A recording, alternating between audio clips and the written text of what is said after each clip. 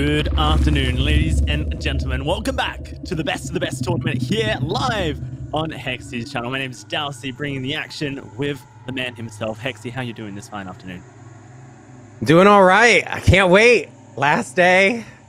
Sad to see it go, but ready for exciting games today. This is the top three teams of $15,000 on the line. What's gonna happen? That's what we're here to find out. The best of the best tournament started with 16 teams, and now today on the final day of the tournament, we've whittled it down to 3. And these teams are going to be fighting for their share of the massive $15,000 prize pool, crowdfunded by you guys here at the home of the Rats. It's the largest Dead by Daylight tournament, and you made it happen. So, you know, easy clap in the chat, I believe, is definitely in order there. Let's meet those 3 teams, shall we, in the winners bracket finals. We do have quite a show to come up here in just a second. We have 2 best of 3s to play before we do get on over to that grand final to determine who is the best of the best in Dead by Daylight. The 2 teams in the winners bracket final are the infamous Oracle, who have just had such a stellar performance throughout this whole tournament. We've not seen as much from them as the other teams due to the forfeiture they had back in the winners bracket yesterday. But when they have come to the table, they've come prepared, they've been fast, they've got some of the highest killer scores in the tournament. Their opponents, however, Agony, are no team to scoff at. This is people from lots of different players from, you know, the top teams in Europe coming together to make a super team, essentially, for the best of the best tournament here. And I can't imagine they're going to go down without a fight. Oh, yeah, for sure. They're 100% going to come in swinging. We didn't get to see much of Oracle, kind of as you were saying, which is a little unfortunate. But every single match we've seen has just been a dominant performance. So I'm curious to see how Agony will hold up against it. And then, honestly, how the Gentleman will hold up against just that sheer pressure of what Aaron has been able to do. I mean, I've always known him as a survivor main. And just seeing his killer gameplay is like, bro, are you sure you're not a killer main? You know, like, what's going on here? So I'm really excited for that first match, and hopefully we get to see a bunch, because it is going to be a best of 3 match today. So they will have to win 2 matches out of the best of 3 in order to progress through. So many different mind games will come into effect, many different variations on possible killers and killer builds. I do suspect we'll see a lot of spirits and nurses more than likely, but you know, if your team is expecting that, you know, if you're someone like Otz, for instance, you might whip out something that is unexpected. And as we saw yesterday with that plague coming out from Otz, I really feel like that's what gave his team that upper advantage. So I'd be curious to see if the teams are just going to go with outright strength, or will they try to get in the heads of their competitors and switch up their game plan a little bit. Yeah, so it's worth noting the format, like you mentioned, Hexy. It's a best of 3. Now we've gone through the double elimination. Now heading into these finals, every matchup, every series is a best of 3. So that means that 3 maps will be randomly selected from our map pool. The teams will be informed of all 3 maps at the beginning of the series. They'll be told, all right, you're going to this map, and this map for game 1, game 2, game 3, or match 1, match 2, match 3. And then from there on, they pick their killers, all 3 killers straight away. So they go, all right, well, for match 1, I want this killer. For match 2, I want this killer. Match 3, I want this killer. So there's no adaptation that can be made throughout the series. It is just you see what you're going to, you make your choices there and then you play your heart out to try and be crowned the best of the best. And every killer is available apart from the Blight. All of the Chapter 17 content, it has been banned for this tournament due to the fact that we did start after the Descend Beyond chapter came out. I want to make sure that these teams have as much time to prepare as they possibly can.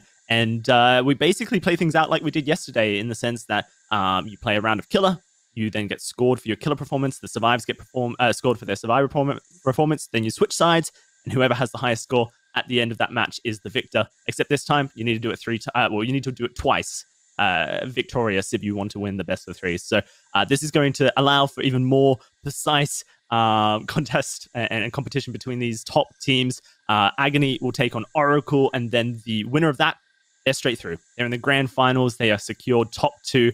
The loser of that matchup will then face the Gentlemen, who are lurking in the losers bracket final, to try and make their way into the grand finals. So So many matches to come here, Hexy. Potentially even rematches are possible as well to come if Agony were to, or Oracle were to win and lose and then go back up into the grand final. They could get their revenge. So today's going to be an excellent day of just Dead by Daylight competition. I can't wait to get into it. We are going to be jumping into the first series here between Oracle and Agony in just a little bit. And I've already seen the maps come through.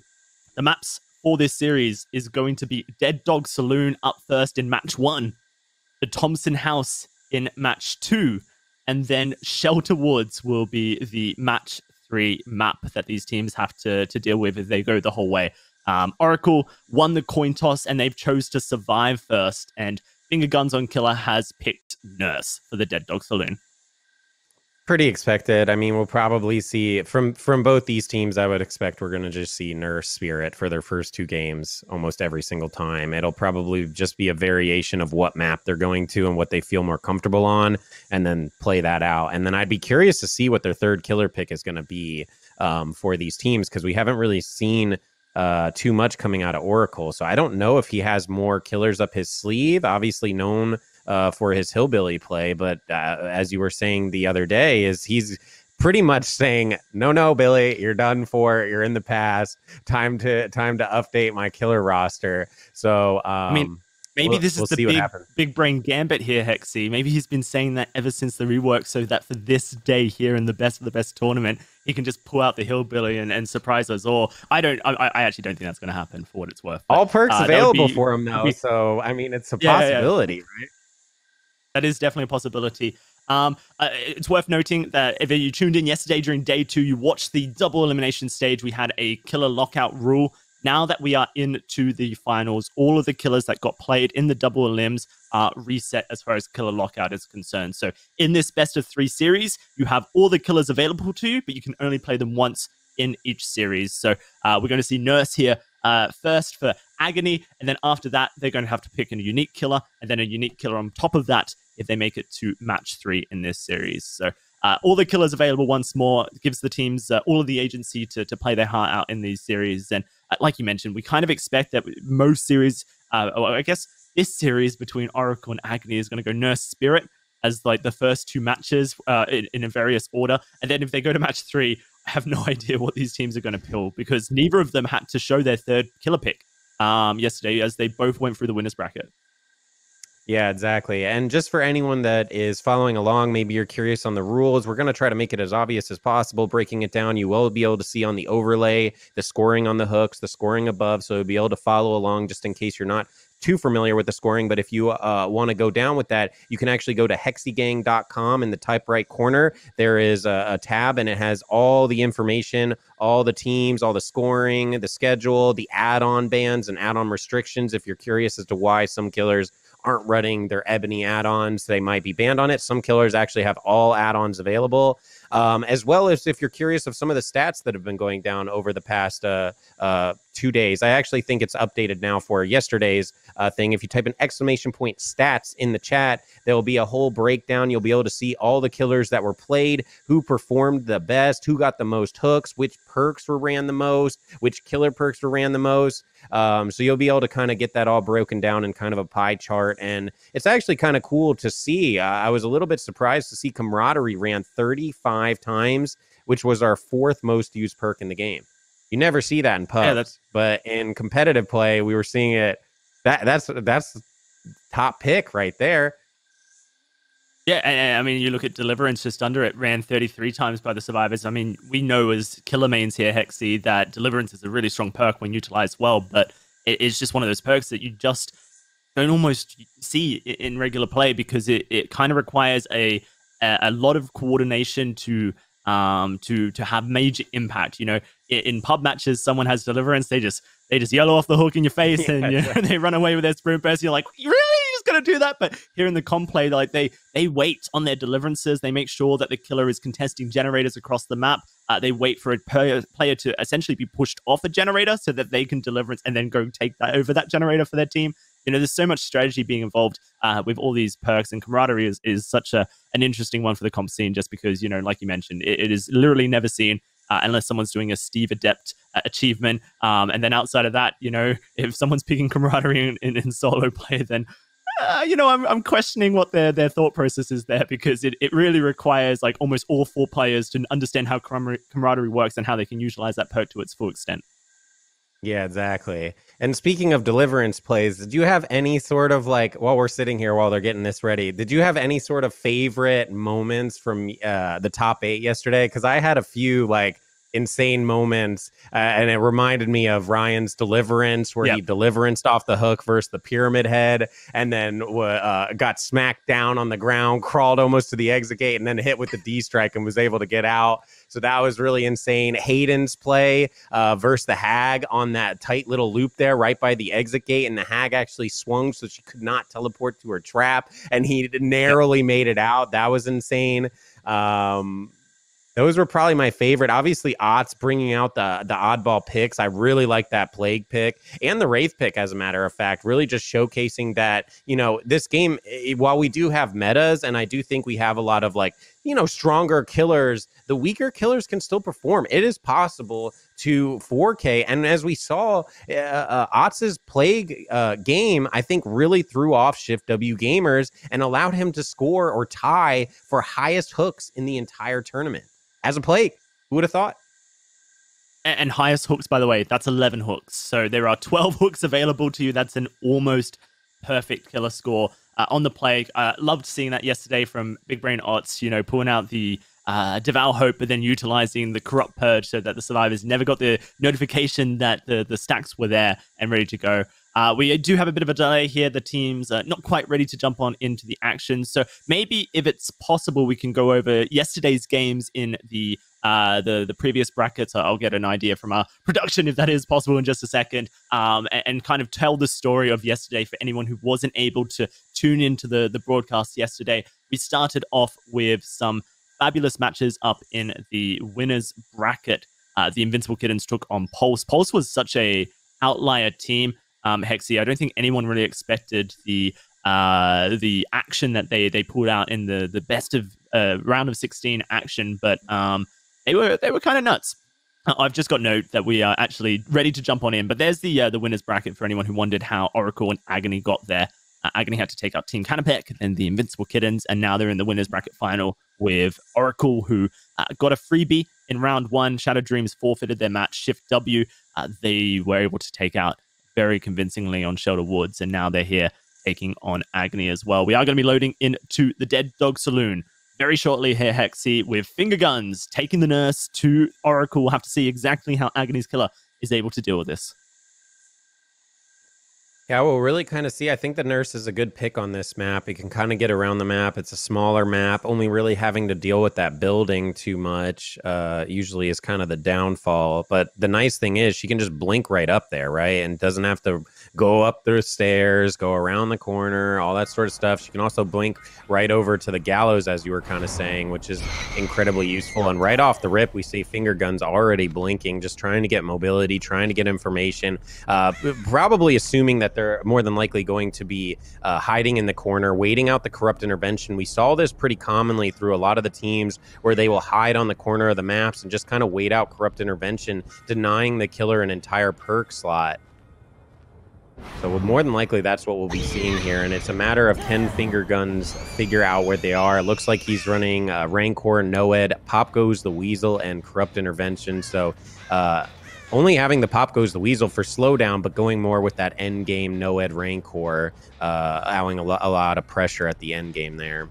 I believe it was Aaron who was near that generator there. I wonder if the team sometimes just... Yeah, they do. They start a generator, Hexy, and then they leave it just to waste killer time. Aaron's actually working this generator back here. It's cheeky. I like it. It also gives the illusion that there's multiple survivors in the area when there's just one trying to pull the killer away.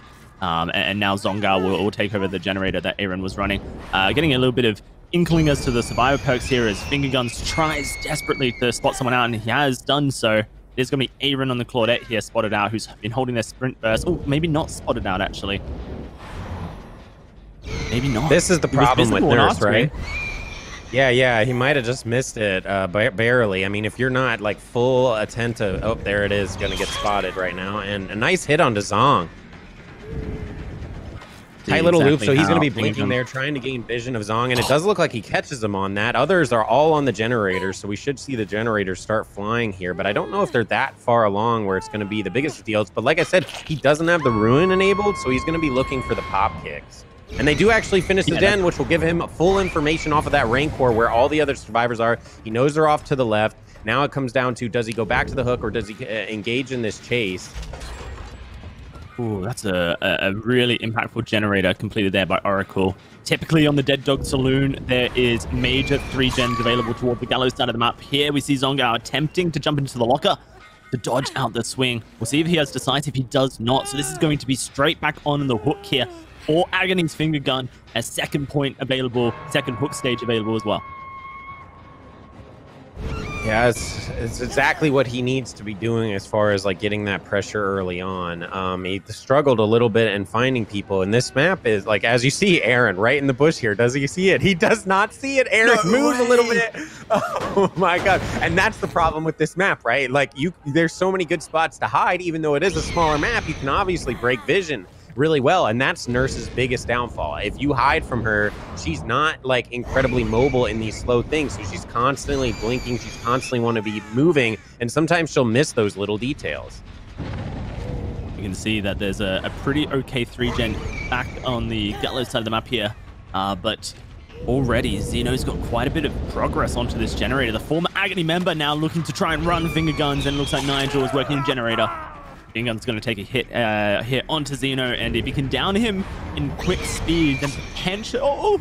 Nice dead hard. Blinked a little bit too early there. Could have got away from that, I think. Could have actually got the swing. There's the Rancor coming off, and that's a generator completed in that 3-gen. Now at this stage, I don't think Fingerguns actually has any gen control available to him. The generators seem very split across the Dead Dog. It looks like Oracle realized what was kind of going down with the gen placement and tried to take care of that as best they could, and it is looking a little bit of a nightmare as far as dealing with guarding the gens for finger guns on Team Agony. Another generator flying along, so they're doing really good. The thing is, in his back pocket, he still has that Noed Rancor for the late game, which can completely outright snowball a match, especially on Nurse. If she's just like bam, bop, boom, every single person goes down, can be incredibly scary. So gen popping there, and that other gen on the far side there, as we saw, I think that was Zong on it. Actually, it's not that far along. It's seeming like maybe 40%, if even that. We'll have to see. Yeah, a little bit less, like 30%. Bring this one back. The No One Escapes Death is in the back pocket, so if the generators do get completed, he'll have an insta-down available.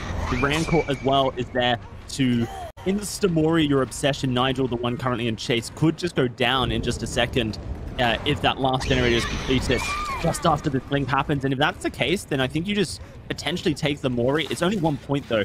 What do you think of this, Hexy, as far as scoring is concerned? Rancor only rewards 1 point for that kill due to the fact that it's an insta kill. We don't want to reward the hook action available with that as well. Do you think you just take it when you have it available, or do you think it's something that most of these teams are going to hook to essentially avoid losing out? 100% I would hook. Gain the point, especially because he's pairing it with Noed. And then he can worry about that later. That was such a risky play by Oracle. Usually that's going to work out, especially with Proof by Self on Nigel. No, not on... Oh, I guess Nigel does have Proof by Self, so that would deny them the bonus generator speed. But they blow the generator up, and now Fingerguns is able to kick it with Pop Goes the Weasel, regress it by 25%. This is really good for Oracle, though, because Zong got away off the hook, and Fingerguns didn't actually snap back to go after Zong after he got saved. He kind of made a guess and went after Xeno and downed Xeno, and I really feel that if he kind of went back towards the hook and kind of went after Zong, which now he's on, it could have been a lot more... he could have been in a better position overall in the map, but he is going to get the down on Zong, and there will be the death hook. 4 points in total earned on Zong from Fingerguns. And I think Aaron's potentially going to finish this generator as the hook comes through as well. So that should be all 5 generators completed for Oracle in just a second. Oh, maybe not. There is a chance that he gets back to this generator in time to give it the old Pop Goes the Weasel kick. In fact, he has, and he's found the hit onto Aaron as well. They're working another generator across the map. That's going to be a firecracker trying to dissuade the chase, and it looks like the pop kick was prioritized. The other generator across the map will get completed with the proof-ice stealth in just a couple seconds' time. It's going to be Aaron now running for his life from the nurse, but not able to get away. No adrenaline either available on Aaron, and the hit comes before Noed is revealed. Not that Oracle would anticipate anything different, I think. They are pretty much aware that Fingerguns runs a very similar build every game that he plays. Oh yeah, these guys, they've been running pretty much almost like the same build every single time. I'm curious to see if they're gonna even attempt this save. If I was Oracle right now, I take the 2 out, let him die there, rather than risk getting downed versus a Noed nurse, especially with Rancor available. If he does end up downing Nigel, Nigel can just be instantly killed out. So I just feel it looks like, man, no, there's no way they go for the save, right? Where is the totems in the far left corner near the water tower? It's kind of where Nigel was searching, I believe. It looks like Nigel has actually just gone. Xeno's just gone past it, so they haven't located it. The totems on this map are so sneaky. They're in little barrels around the corner. Very difficult to spot them. I can't imagine that these teams are going to find them too quickly. Aaron does have Deliverance, but has already been hooked. Oh, no, this is his first hook, so he can actually get himself off the hook here in just a second if he wishes to. And there it is. The Deliverance goes off. Can he get away from the nurse? It's the oh no, never mind. He cannot. And it has with the decisive strike, he has to crawl over to where the hatch might be. But what you would expect to have happened here is that his team have essentially scouted out potential hatch location, and now Fingerguns is going to be looking for that hatch and trying to find it before Aaron is able to get there. Yeah, more than likely he's going to take the death here, and he actually rewards Fingerguns with 1 extra point because he does wiggle off the hook like that, so he will get another hook and a kill. All right, so he needs to leave. So one thing that happens here is you actually pick up... If Xeno leaves, then he can actually jump into the hatch while he's on the floor. This is impossible for Fingerguns to deal with because the decisive strike comes down. He hits the decisive strike into the hatch there, and Oracle yes! With the 3-man escape. It is disgusting to see, but these teams are the best for the reason. Oracle aren't messing around here, Hexy. Oh my god, so that was perfectly played because, yeah, you're right. If he can crawl over the nurse and get under, because he hits the spacebar button, it actually goes for the pickup rather than kicking that closed. It should favor the killer in that situation as far as kicking closed the hatch, but because it was so well timed and they perfectly set that up, all right, go ahead and get out, and I'm gonna get right under him there, and he accidentally picks him up, and the D strike coming in. Oh my god, what a first match to come in. 3 of them getting out of there. Well worth. They knew exactly what they were doing. And I think the reason why you're kind of right, as you were saying before, when they started running around the map, I think they were scouting out, looking for the Noed, as well as looking for the hatch to make their teammate aware. And incredible performance from Oracle. 3 out, all generators completed. They did get 6 hooks, but only 1 death. Not too bad. Yeah, no, that's I mean, that's not a bad scoreline for the killer. On a map like this, but Dead Dog Saloon, I think, is a map that a team can really lock down a 3-gen on very successfully, and I'll be really interested to see how Agony attacks this next game here. Agony, actually, right now, is a record holder. The fastest generator completed in the tournament. 1 minute. 60 seconds it took them, and this is versus killers that typically run Corrupt Intervention, so they are stealthing in the Corrupt and still somehow finishing a generator within 60 seconds of the game starts. So I'm really excited to see exactly how Agony attack this game because like we've seen so often, if you can get all 5 generators done as quickly as possible, it denies the killer the opportunity to get the hook points and the kills throughout the trial. And I think that's what Agony's game plan is going to have to be. Just play a faster Survivor game than Oracle did. So I think Tinker is a little bit slept on. I don't think we'll see it, but I do suspect with the new patch that just came out and Hex Undying, the way that it functions, I suspect we'll start seeing a lot of Ruin, Undying, and Tinker type builds where you're just going to be able to have Ruin up almost the entire time and constantly be able to just say, get off my generator. I know it's at 70%, But here we go into the match. Let's see what kind of build he is running. So it is the Ruin coming out with the Corrupt Intervention. Pop goes the Weasel, more of a focus on slowing down the game. I really like the Ruin pick. I think that's what needed to happen, especially on a map like this, where it will be a little more hidden, and then has the no edge just for good measures at the end of it. Always a solid pick on, you know, arguably an M1 killer in Nurse. We're still always have that, and does have a little bit of a better start finding finger guns right off the thing. Finger guns was an amazing stun onto Aaron. That's perfect. He timed that perfectly, actually ate that blink to the face, and Aaron says, you know what, I'm right back. I'm the Nurse. I ain't going nowhere. Swing and a miss. Wow, what a start for finger guns here. You know, an excellent Nurse performance, not going to lie. And now coming in and showing exactly why this guy... Oh, he's doing it to him. He's juicing Aaron on the dead dog. That's 3 for 3 now for finger guns in this Blink showdown. Aaron, this is not the start you want. I think the first chase really dictates a match, a game between the killer and the survivor on competitive. And so your first chase, if it's like this, if it's frustrating, if it's a little bit tilting, if the survivor is just winning those mind games versus you constantly, it can really just put you in a bad state of mind, especially considering this map is all about the lockdown on generators. And Aaron's going to try and continue searching for the ace here, but no avail. He might just drop the chase. No, he really wants it. First generator is done already. I'm a little surprised he's not dropping chase. So this is the problem with Nurse, right? Every single time she's blinking, she's trying to get vision. She's trying to know where the heck he's at. And Finger Gun says, no way. It ain't happening. Constantly breaking the vision and doing an incredible job mind gaming Aaron on the Nurse there. And it does look like Aaron is going to be breaking off of that. Almost lost 2 generators, but here we're going to see the sheer value off of Ruin. But you got to be feeling pretty good as Agony. You got a generator completed with Corrupt Intervention up, which is not what you want from the value of Corrupt Intervention. And it looks like, I don't know if this is just a little bit of nerves coming in first day. Maybe he needs to get a coffee, an energy drink in his system, but Aaron is not hitting his blinks quite how he needs to. He had the early game pressure. He had the early game information. So, you know, he was on the right foot at the start, but unfortunately he hasn't really been getting any value here. And I feel like, oh my God, Ryan with a nice little snap back into him. He blinks over him, but Aaron reads it perfectly. And on his second blink, able to catch Ryan on that. Oh my Lord. The generator is being done at this point by Dr. Rock on the gallows, and Finger Guns is tackling the other generator that was in his force stack. He had a nice little force stack here at the gallows, and it's now being tackled down. Aaron may just lose it all if the generator and the streak gets completed here. There will be no 3-gen available for Aaron. He needs to tackle. I believe it must be Finger Guns generator in just a second here, or else I can't imagine he'll have the gen control he needs. There it is. Almost done. Aaron's blinking over to it. He has tackled it down. Nightlight and Dr. Rock working the generator on top of the building here. And it's so difficult because Hex Ruin, it's a valuable perk, Hexy, but once the generators are at this high percentile, and when you have Pop Goes the Weasel in the pocket, you almost want to be able to kick the generator for the pop.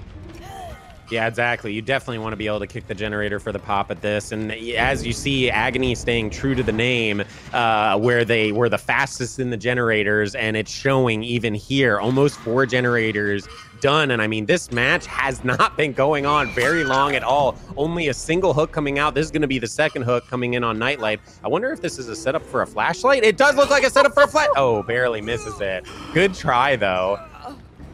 So this will be their second hook, and I don't believe any of the other generators have been pushed too far, so they're not. He's not really getting a crazy amount of value on the Ruin here, unfortunately.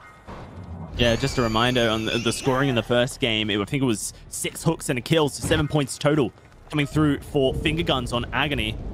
Aaron so far has only achieved 2 hooks in this game and is in a dire situation where his 3-gen has been instantly separated. He can blink in between it. He is the Nurse, but it's not going to be an easy one. Now he has to re-engage a taste with Finger Guns, who has already shown him up once this game. Can he do it again? It's a pretty split 3-gen. I mean, there's no way he can guard these. It's pretty much just a matter of time, and if he wants to kind of go and watch the generators a bit, he's not going to be getting kills. He will start gaining some value on the Ruin there, but he really needs to be focused on getting people on the hook ASAP, so then he can get the maximum amount of value. And honestly, Finger Guns is just doing such a good job with his jukes today. Does look like he switches the target, goes to Dr. Yep. Dead hard out, too. but Dr. Rock hasn't been killed yet, hasn't been hooked yet. So it's another split hook decision coming through, and really needs to find either Ryan, who's I think working the generator that Finger Guns was on, over towards the gallows. Dr. Rock is now heading on over there to join on in the action. Because you know you kind of want someone dead at this stage, or else there's just no way that you can lock this game down. Blinking now finally over to that generator that is being contested by Ryan. We'll have to see exactly what the status of this generator. Oh, it's almost done. They do hop off it. The Hex Ruin going to start the regression, but it's just not going to be much to really tackle it down. Looks like Ryan may take a chase here, or maybe Dr. Rock. Yeah, it is going to be Ryan. He's going to try and focus down, I suppose, on getting those hook states, but another blink and another whiff coming through. Aaron's precision has just not quite been there this game, and now all 5 generators are completed. The No One Escapes Death has been activated. The insta-downs are available onto any full health survivors. Looks like he's going to look for one here over towards the exit gate. Yeah, it seems him losing that 3, almost 4 gen stack that he had kind of threw him off. You could tell he wanted to guard the generators. He kind of wanted to be mindful of that. And they were already prepped on the door, going to be an open there. That should be 3 of them out. And then Finger Guns going to hit the hatch. Wow, absolute domination from Team Agony. Incredible performance. That is just, they had a game plan. They went in and they got it done. There wasn't any... perfectly almost. Finger Guns, honestly, super impressive on the jukes. I really feel like the overcommitment at the start kind of put him on the back foot. And I think, I don't know, it's rough because it's like, do you just let him go, right? Or do you try to switch to someone else and go from there? Or do you think you can get it? And unfortunately, the blinks just were not there. And you see every single time you mess up your blinks as Nurse, it is just 3 people pounding down generators, and this is not a team you want to be slipping up versus at all. Agony has just been I honestly think their pacing on gens has been the best in the entire tournament. We are ready to go, so I'll let them know that we are ready. And it looks like we're getting some stats as well to see exactly what these 2 teams are outputting as far as gens are concerned, because these games, they're just going so quickly. And I think that these killer records that we've seen so far from Aaron, from Finger Guns in their average matches, it's starting to become a little bit harder for them to be able to put the same performances up. Looks like Oracle are leading the way right now, including their rounds today. 8 minutes 4 seconds is their average match time as a survivor. And for Agony, 8 minutes 36 seconds. So that's actually quite a sizable difference. If we're talking races here, Hexy, that's a full 32 seconds that Oracle are doing it quicker. That might be, though, the average, right? So they played less games because they got 1 for free. So the average, obviously, would be a little bit. We'll really start to get a grasp as to what's going to go down with that as we get more information, because it was just clear as day that Agony was way more aggressive on the gens. Every single time they would get off the gen, right back on it. And I don't know with the Nurse if Aaron knew exactly oh, God, I want to get these people off, but I need to get this person down, so that I think is really kind of what made the difference there, is just that constant gen aggression, whereas Oracle did their generators insanely fast, but they didn't really have to deal with the Ruin in play. So I think that helped them quite a bit here. So we know we're going with the Spirit here on Finger Guns. Finger Guns had a really good Spirit the other day, so we will see what happens. Already engaging in a chase on Zong, which is exactly what you want to see at the start of a match. It's going to drop the pallet, vaults it. Does hear him. There it is. Oh, does Zonga have life and dance with me? Yeah, he has life, no dance with me. Okay, I was struggling to see the scratch marks there. Just our spectator cam, I suppose. But, pretty good start to the chase. Zongal gets some distance at the shack. He's going to insta-throw this down. Something that you will notice that's much different to your typical Survivor play when you're watching someone play Survivor on stream and they're really highlighting their skills. These guys are very happy to just insta-throw down any pallet, Hexy, because they understand that their teammates are pumping gens out. And so any seconds they give in a chase is just ideal. The ideal strategy. And so every pallet most likely going to get insta drops. You know, looping is not something that is about how many loops you can get out of a single use. And Zongao comes back to the shack, which seems like a peculiar decision, but most of these survivors are very happy to just go down on the wrong side of the map. As long as you're on the utmost corner of the map, away from all the action that the survivors are completing, then you have done a good job. And Zongao does that. He goes down in a corner completely on the opposite side of the map where the 2 generators are being completed. That's, I think, why he did that decision. He wanted to pull them as far away, so it takes some time to put him on the hook, and then literally has to travel as far away as possible to these generators to contest them, and then that should allow for pretty much a free save and really good gen pressure. So a really smart decision. And yeah, you are right. A lot of these teams are dropping these pallets really early on, and it's a little bit confusing when you first watch it, but as you said, they know they have a squad behind them that are going to be drilling generators. So the more seconds they can waste on the killer's time and just allow their team to get these generators done, that's definitely the most valuable thing. Does look like he gets a hit here. Does have a single pallet. Yeah, and look at that, just straight down. I mean, Xeno, do you think that is to us? I was going to say, do you think that's like a good idea to just instantly throw it just like that and not even attempt? Like right there, he has the long wall on the jungle gym there. You'd figure you'd maybe go for a vault here or there. But obviously these guys have been practicing and practicing. They might know a little bit better than me, but it feels like I would want to at least go for like that jungle gym wall like that. Yeah, I mean, maybe they're utilizing the fact that the Spirit has brown add-ons, doesn't have as much movement speed in chase, doesn't have as much duration in chase, so the phase walks aren't going to be as scary. You can potentially throw it on the wrong side and force it to go around in a phase walk, and that's going to give you more distance. There's also the aspect of just purely if you are throwing down a pallet that she has to kick, then that is seconds 1 for you, and then distance 1 for you as well that you can run away and just hope that your team is able to pump the gens out. I mean, Xeno had literally said in our, I think our accepted chat, we have a channel with all the survivors and killers in the tournament playing, and Xeno said a 20-second chase 1 on the wrong side of the map is a good chase for the survivors. So, you know, that sounds really bad in general play. You only ran 20 seconds. That's not what you're looking for, but it's 20 seconds on the wrong side of the map is what they're aiming for. That's considered a good chase for Oracle. Because the value adds up too, right? If it's 20 seconds on the far side of the map and then the killer has to extend over, I mean, you're looking at 30, seconds or more even, and that's like half a generator right there. Unfortunately, Nigel finds himself in the basement on the Thompson house, and this basement is really kind of annoying to get people out of it, because if the killer's nearby, you can actually just straight up body block that basement and as you go up, and it's really, really annoying to get out of there, because even when you do get out of the basement, you're going to find yourself with pretty limited stuff, even as you get to the top of it, and then you still have to get down. So as we're seeing, it does look like Xeno realizes this and actually takes the body block for Nigel. I would assume that Finger Guns is going to continue the aggression towards Nigel. No, he's switched targets here. Nigel has got some distance away and he's contesting generators. That basement also, Hexy, the deepest basement in the game. Well, no, that's not true. Not necessarily the deepest, the longest basement staircase in the game. Oh, Aaron going for the window check. Does actually manage to whiff a swing here, which gives him a straight line down the wall. And you just see him shift W to take distance after that whiff, happy that he got some distance. Now he'll try and loop back towards the jungle gym, or at least this single pallet.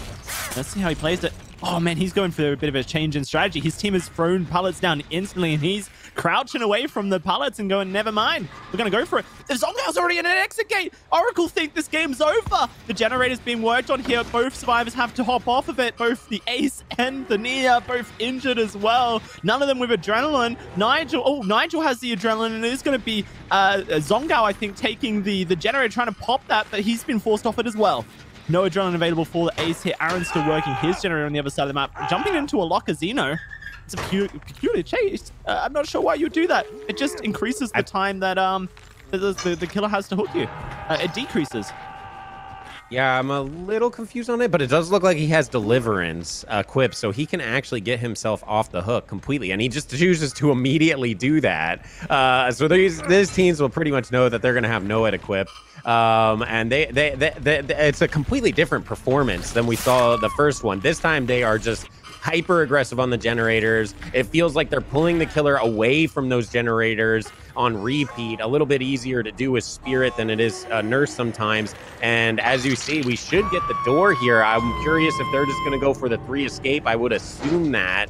And they're just going to let Nigel die, so that will be the 2 points rewarded to Agony. But in a very impressive performance from Oracle, minimal hooks coming in. As you can see the hook markers down in the bottom left there. So minimal hooks for the most part. Decent though, not anything to scoff at. But you know, I'd be very happy with this second match coming in from Oracle. It seems like they made adjustments from their first match here, and they're coming to play.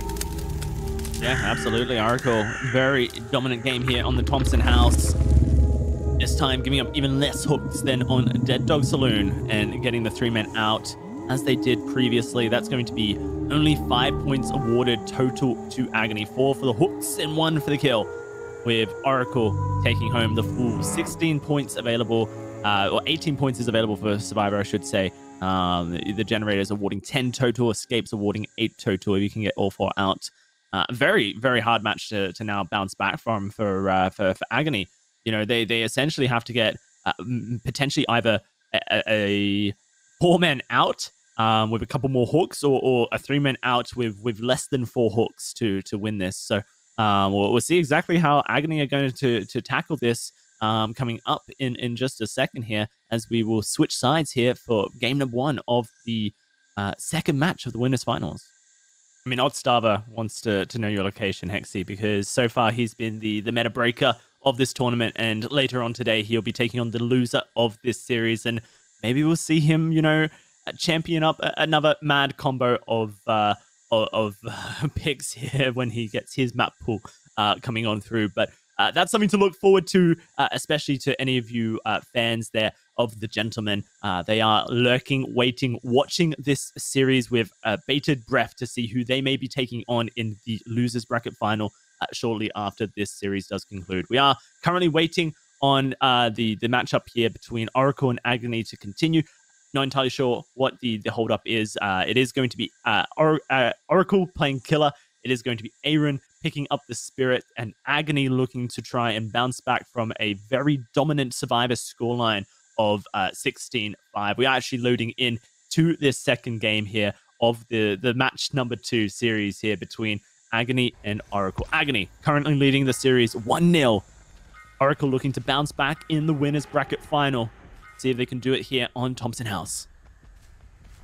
Yeah, it looks like he's running pretty much the same build. So there does seem to be that variation in their builds. Aaron choosing to kind of run the Ruin over Finger Guns, typically not running the Ruin so much. So I like the Ruin pick personally. It's kind of a gamble. Sometimes you can lose it early on, but the value a lot of times is so good, and it forces the pressure where you're constantly wanting to be on a generator and not get off the generators. And it seems like Aaron is aware of that, doubling up on the gen regression perks. Looks like they are already on generators right at the start. So Agony, again, staying true to the name, really aggressive on the gens. Essentially is that, yeah, so 2 splits, 2 on 1 gen and then 1 on the other, and it's looking like he is going to find the 2 people on the 1 gen, but I'm assuming they'll be right back on there as he engages in his first chase with Nightlight. A little bit of a better start here now for Aaron compared to the last match. That's going to be drops a pallet for the life there. Yeah. Oh, so yes. Okay, whenever you use life, the survivors will drop a pallet just purely to utilize the life speed burst and try and get away. Nightlight has Iron Will, and he's crouching to try and hide his imprint just a little bit longer. But man, Aaron's ears are just too good.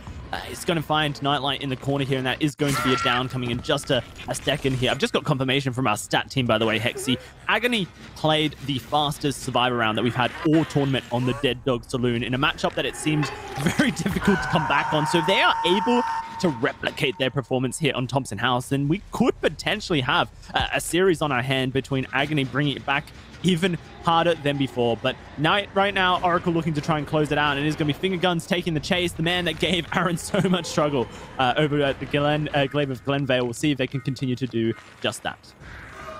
One thing I've been noticing with a lot of the Oh yeah, he did. He's One thing out. I've noticed with a lot of the killer players in this game that also play survivors is they just seem to be really good at survivor as well. A lot of people are like, "Oh, you're a killer main, you can't play survivor for anything." And as we see Finger Guns being their killer, also playing an incredible survivor, and as we even see with Aaron playing an incredible survivor, also plays an incredible killer. So it's funny how that transitions over. I think a lot of that comes down to just you get the knowledge of playing killer so much, so you know what the killer's capable of, you know what the survivors are capable of, and I think it gives you good reads as to what you can do in a juke. But that is a much different chase for Finger Guns compared to the other. But about to lose 2 more generators here, and it looks like Dr. Rock going to be running away. Ruin's still in play, so that gen should be regressing, but there goes the one.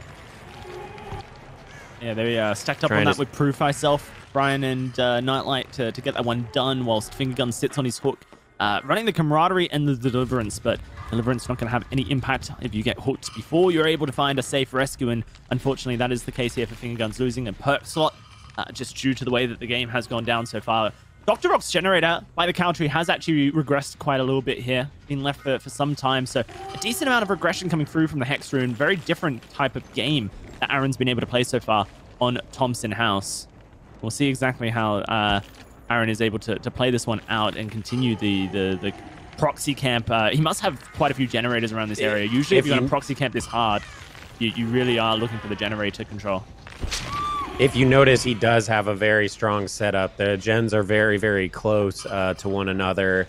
And he's also regressing the one generator, which it looks like they're trying to push. Look at those gens. You see those 2 gens right there? So close. And then he has one in the shack in the corner there. Yeah. So that's more than likely what's going on here. We're seeing Aaron basically just kind of patrol out this hook, keep pushing them off of that generator. Ruin is basically any little bit of progress they start pushing. If he pushes them off of it again, it's almost going to eat it all up, and they're not going to get as much value. It does look like they want to finish these gens that they realize are very close together, but just on these gen placements and Aaron getting a nice hook right next to it, is this going to be a very difficult save. I'm curious to see if they even attempt this, or if they're just going to let him go. I think they need to. I think they need to, but you'll notice that Finger Guns has camaraderie active. It is about to expire. The full 34 seconds about to have expired on the camaraderie. And here we go. There's the rescue coming through immediately, I believe, from Nightlight here. It is. Oh, it's going to be Ryan coming in for the rescue. Nightlight now engaged in chase near the country. Finger Guns has gone down to his 2nd stage on the struggle state. So now we'll have to try and get healed up on the other side of the map. Dr. Rock going to get pushed off, and what Aaron's doing right now is just trying to get a little bit of injure states out there and split the survivor team up. He has noticed Nightlight in the corner of the map, but it's not really an area that Aaron wants to play around. He's just coming back to his 3-gen, letting the Hex Rune regress it. I mean, at this stage in the game, with only 2 hook states awarded so far to Oracle, if Agony are able to really play this one carefully, get rid of that Hex Rune, and then bounce Aaron around the 3 gens in this corner, they still have a potential to break the 3-gen when hooks have just really not gone the way of Oracle. And if they're able to get the 4-man out, in fact, Ryan's on the hook here, on the totem. This is the Hex Rune being cleansed by Ryan, and it might actually be the killer blow to Aaron's plan. He does have Pop Goes the Weasel in the back pocket, so he can regress the generator by 25% now after a hook has happened, but he has to find those hooks, Hexy. Yeah, I'm a little bit confused. He was basically, kind of chilling with Finger Guns with his 3-gen stack, and then they got the save, and he seemed to extend across the map. And I kind of wished I would have liked to see him stay on that side with his 3-gens, try to get down Finger Guns again, get him out of the match, and just keep playing the 3-gen. If you notice, the Ruin Totem was also just to the side of the 3-gen there. So, that's almost as good as it gets. Hook, Ruin, and 3 generators really close to one another, and for some reason he kind of extended off of it, and I feel like that might be the downfall of this match right here. And it does look like this other generator about to fly, doubling up on that. Yeah, they popped the gen at Country, and currently we see Dr. Rock and Finger Guns working the generator on the literal opposite side of the map of the action currently. Ryan's going to throw the pallet down, looking for the vault, is able to get it, but there it is. That's going to be the gens completed here for Agony after only giving up 2 hooks so far. The No One Escapes Death has activated, and insta-down is available for Aaron. Not that he needs it versus Ryan. The injured Kate going to look to do her best, but if they just get the 3-man escape with only 3 hooks coming through, then I believe they would have outscored Oracle's amazing performance on Survivor, and this could could be a 2-0 series, sending Agony to the grand finals of the best. Yeah, this is it. That's all they need. Just get out. Just dip. Everyone out.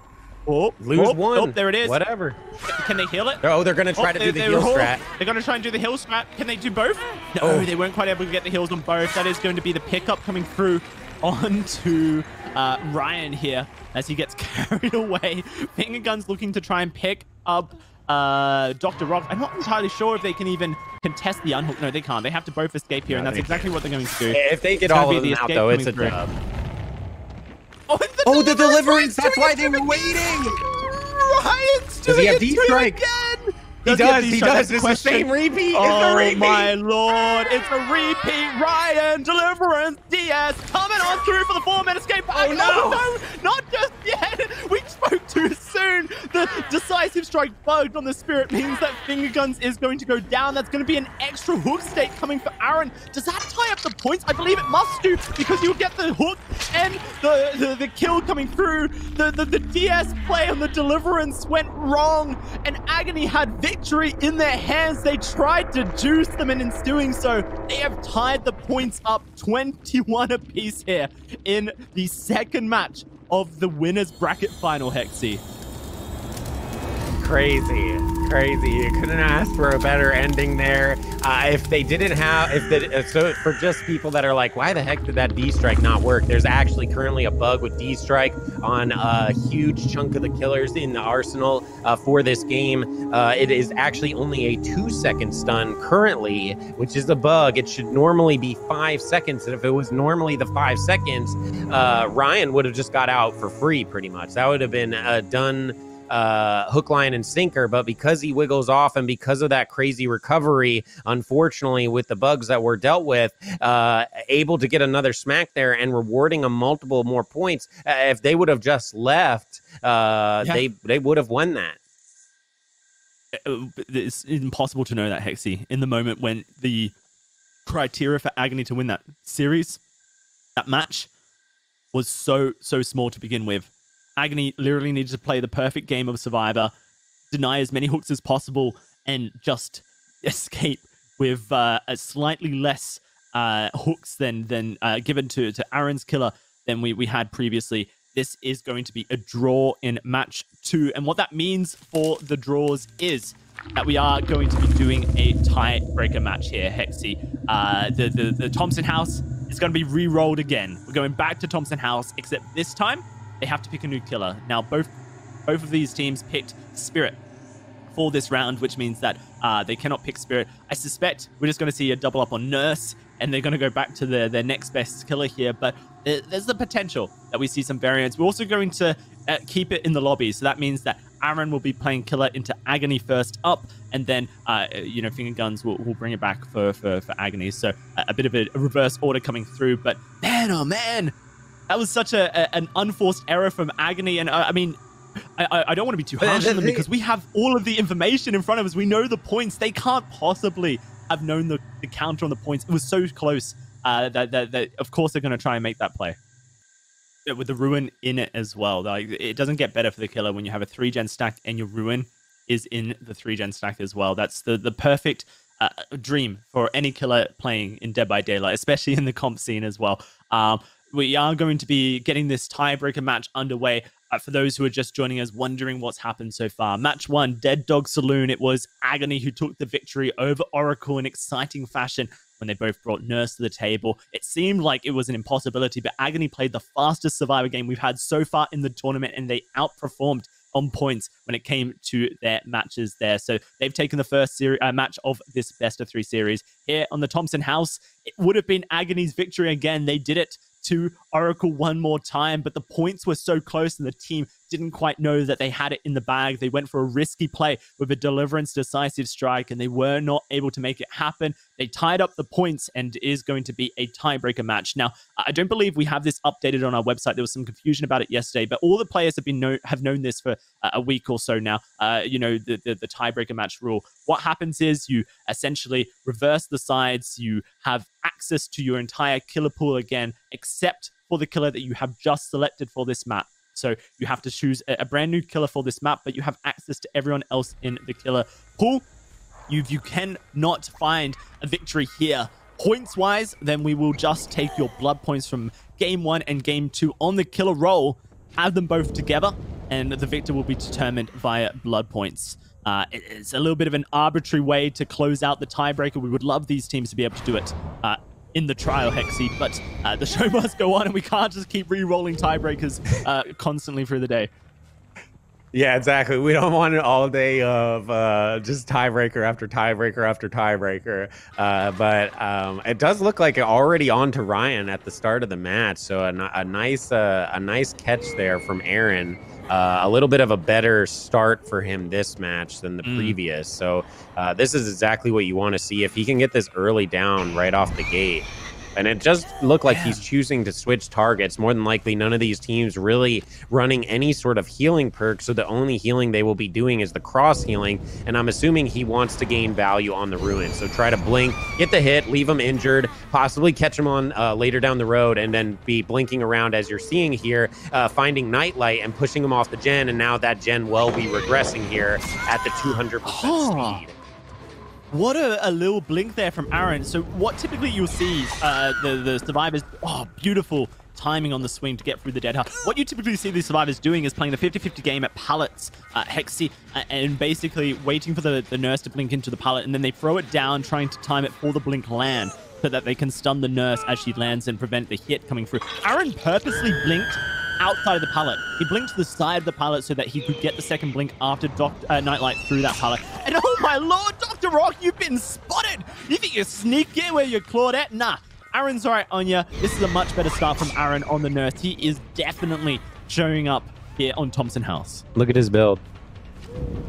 Do you see that? Oh my lord, I've just seen it. I do see that. Yes, he has switched it up. That is a bold move coming through from Aaron. Hex Ruin, Hex Haunted Grounds, and then the Hex Devour Hope. In scoring Hex Devour Hope, if you manage to get it to the 5 tokens, Hexy, and then Mori someone with the Hex Devour Hope, you will be awarded a full 4 points for that survivor, regardless of how many times you've hooked them previously. It is just 4 points for each Devour Hope Mori. Of course, the previous hooks don't count towards those 4 points. We stack it straight up as if they've been hooked 3 times and killed. Yeah, I really like this change. It's kind of the mind games, right? They're probably just going to assume, like, oh, he's running Ruin again or whatever. So they might destroy it, which would proc the Haunted Grounds, allowing the nurse to just one-shot. And then it also kind of protects the Ruin Totem possibly there as well. Or if it does get destroyed, you know, they have the Ruin still in place. But then, you know, it also has the Devour Hope in place. So it could be one of those situations where they destroy the Ruin Totem, right? There's the Devour Hope popping, so now they will be aware of that. But I was going to say it could be one of those situations, or sorry, Haunted Grounds. It could be one of those situations where they get that and then they sit on those other totems, leaving the Devour Hope. But unfortunately for them, they do proc the Haunted Grounds, which will now mean Aaron can one-shot. It does look like he locks eyes on a survivor. Through the core on the vision, blocking. Aaron trying to search down this survivor here who's double back on themselves. There's going to be finger guns on the ace who put up such good chases versus Aaron on a Dead Dog Saloon, but the Haunted Grounds proves too difficult here. The finger guns on Agony, and Aaron's going to find that insta down. He's going to find a hook, and this could be potentially the 3rd stack of Devour Hope coming through in just momentarily. If Aaron is further away from the hook. A very different playstyle, obviously, the Devour Hope forces due to the fact that you cannot just face camp. That's Deliverance coming through, and that actually denies a stack of Devour Hope because it only triggers on an unhook action, and Deliverance doesn't count. It's not the worst situation, though, right? Because he is in a chase with Dr. Rock, and he's going to be injured. So if the fact, once Devour Hope is known and they're aware of the Devour Hope in play, they're going to want to find it, right? ASAP. You want to get that out of the match. So the fact that he got denied, obviously unfortunate, but if he did get this smack on him, it would make them aware. So they'll still be oblivious to the Devour Hope pick. This basement in the main building really proving a little bit difficult for Aaron in some of these blinks here, but the game has been much slower from Oracle's Agony's perspective. This is a much slower performance from them. He finally does find Dr. Rock here. Ryan and Nightlight grouping up on a generator. They're going to get that done. Finger Guns is going to get the 4th generator done as well. Spoke too soon, Hexy. They're on Commentator's curse flying now. I don't think he's going to be able to commentator's curse on up here. Yeah. Yeah, this should be the 3rd stack, and this is where it kind of gets scary too. It's actually almost good on the timing because when he gets this, that's going to pop. They're going to only have 1 generator left. It's going to be a little bit of scramble mode to find that totem there. And it could possibly be, you know, the Ruin in play. But Nightlight doing a really good job just kind of riding the outskirts here and trying to just dodge and delay as much time as he can, running them essentially into the wall away from those generators, really giving his team. But this is where the 3rd Devour Hope stack comes into play. And there it is. Now they will be aware. Devour Hope in play is going to get the hook on Nightlight. This will be 4 stacks. If he can achieve 5 stacks, this will allow him. And here we go. Will it be the Ruin? Will it be the Devour Hope? It all comes down to this. Watch the exposed status effect on your right-hand side of your screen. Does it disappear? It is. It does. Devour Hope has been cleansed. Yep. So unfortunately for Aaron, he really wanted the hook onto Nightlight before the unhook happened there on Dr. Rock earlier. If he was able to find that, he would have been able to essentially get 4 tokens of Devour Hope before it was revealed to the survivors. But alas, it's not going to be the case for Aaron. He now has to try and find hooks and kills. And he's looking to try and locate a survivor here. Generator has a bit of progress on it, but Hex Ruin is going to start to regress it. Is this Dr. Rock? I believe it is. There's the Dead Hard. It's not going to get him to the distance, and that's going to be the first kill of this game here. Aaron finding the perfect survivor to hook.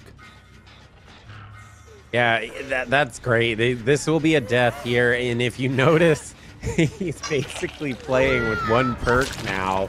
And if the Ruin Totem gets destroyed, it'll be essentially playing a 0 perk nurse for the end here, which is a bit nice because the teams now have a good read, right? They know that there's going to be no Noed in play. They saw the Corrupt, they saw the Devour, they saw the Haunted. They know Ruins on these gens, but every time they get off of it, so they know there's not going to be any Rancor. They know there's not going to be any Noed in play, and if they can get through this last generator here, they should be able to kind of get out in a decent manner, assuming Aaron does not find an injured player.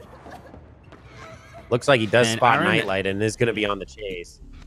Yeah, he's found Nightlight. He knows that Ryan's probably back on the generator at Shack, so that's going to be completed soon. But if he's able to down Nightlight, that's a death hook onto Nightlight. He's actually switching targets onto Finger Guns here, who's going to start sprinting away. We do expect that last generator to be completed in just moments here, Hexy, and I'm not entirely sure who has the adrenalines on the team of Agony. This could be disastrous if Aaron is not able to find the down before that generator does get completed. Finger Guns currently running it down, trying to get away from this one here. Ryan almost the generator done. It doesn't look like Finger Guns did have an adrenaline, so if he is able to down him, that is going to be the 2nd hook onto Finger Guns. Some prediction, Blink's not going his way. Another stun, Finger Guns does it to him again, and it is going to be the 5th generator completed here on the Thompson house. I'm going to guess Nightlight is sitting on a door already, like prepped that up and is sitting on a door. Finger Gun's just doing a phenomenal job with his jukes versus the Nurse. Nurse a pretty difficult killer to juke against, but he is aware. I just need to keep breaking vision, and there it is. Yeah, so Nightlight was sitting on the door ready to rock and roll it and is going to go ahead and leave. Still, pretty good performance from Aaron. It's going to come down to, can Finger Guns find the hatch and give his team 2 more points? And it looks like Aaron dropped Chase immediately, which makes me think that he knows where the hatch is. If Aaron's dropping Chase immediately, he must know where the hatch is, but can he stop Finger Guns from just taking the exit gate? No? No, that's it. He got the hatch. Finger Guns with the hatch. So I think he broke off. I think he was expecting him to run towards the door and maybe misjudged that slightly. And it looked like they both kind of were like, oh my God, let's find the hatch. And it does look like Finger Guns end up finding the hatch. 2 more points going to them. A really good performance from Aaron. Much better than the first Nurse. So that was good that he was able to kind of shake those nerves, really do well on the Nurse. But unfortunately, Agony just coming to play saying it's go time. All the generators completed, 3 of them out. This is still anyone's game, as we've seen both these teams doing insanely well on their survivor. I would guess that we're going to see Agony on the nurse as well, more than likely, but we'll kind of see what happens. This is a tiebreaker match. For anyone curious, we actually had the first match go down. Agony ended up winning, and then we are on our second match here. It is a best of 3, so whoever wins twice will progress, but on our second match, they actually tied. So this is for the tiebreaker to see who wins this second match. Again, we'll kind of see how they adjust and how they adapt. I really like the build that Aaron brought out. It was a unique build. I definitely don't think they were expecting that. Didn't get as much value on it as you would kind of hope for. But I really like the switch up in the build. I think that was a smart decision on his part. Yeah, I mean, and it definitely could have gone in one of 2 ways. If he was able to find that down onto Nightlight just a little bit quicker in the corner of the map, then he would have masked the Devour Hope for 1 more token and got it closer to that 5 stacks and potentially been on the right side of the map to defend the Devour Hope as well. So it was definitely unfortunate timing from Aaron, just not quite able to execute with his blinks as much as he wanted to. And in that, Oracle score 7 points on their killer side, with Agony taking 16. We are going to be switching sides, of course, in this tiebreaker match for match number 2 of this series, and it is going to be Agony also picking up their nurse. Fingergun's going to be essentially, they're just mirroring each other with these killer picks, as you would expect. No risks taken, no secret strategies. These guys have played Spirit Nurse pretty much the entire tournament, and that's what they determine has been the strongest for them. So they're sticking true to their consistency, I suppose, here. And we'll have to see if Oracle are able to bounce back. It seemed like an impossibility for Agony to do this. On the Dead Dog Saloon, match 1 of this series, a very similar scoreline of 16-7. In fact, let me just scroll back and see if it is the exact scoreline. Yes, it is. In Dead Dog Saloon, when Aaron played his nurse first, Fingerguns played his nurse first. That's the exact same scoreline that Fingerguns got on Dead Dog Saloon, 7-16 for Agony. And that seemed like an absolute impossibility for Agony to bounce back, but they played the fastest survivor game we've had so far in the tournament. A fun fact for you, Aaron's team, or just Aaron himself, holds the unofficial world record for fastest escape in a Swift survivor match. They did it on Thompson House as well. They had Zong out, Nigel, and they brought in Jay, team captain from Instant Dodge, and they had this ridiculous strategy. Now, they had obviously much stronger stuff as far as toolboxes were concerned to be able to pull it off. I think it was 2 minutes 20 seconds or 30 seconds was the fastest scoreline. It was ridiculously fast. And so we are going to see if they can essentially take that strategy of how to do a match quickly and apply it here on the Thompson House. Right? That's what he's definitely bringing the clown. I cannot wait for it, right? That's exactly what he's going to do. I can't wait. Ride or die. Clown is the ride or die of the tournament. I've got note that we are loading into the second game of this tiebreaker for match number 2 in this series between Oracle and Agony. It's an uphill battle if Oracle are going to be able to bring it back into this series, but Agony has already done it from this exact position in match number 1, so you cannot count any of these teams out as we load onto the Thompson House. Fingerguns bringing it to Oracle on the nurse.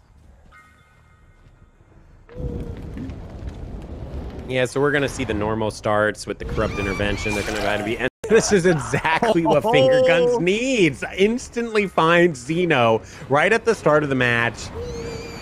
Can he get the read? Does dead hard there, but it is worth because he didn't go down. So it is a nice dead hard. He could have possibly went down if he held it. Nice little snapback. I like that he got behind the tree there, so Fingerguns actually smacks the tree. Is going to drop the pallet, so he has to kind of get a read here.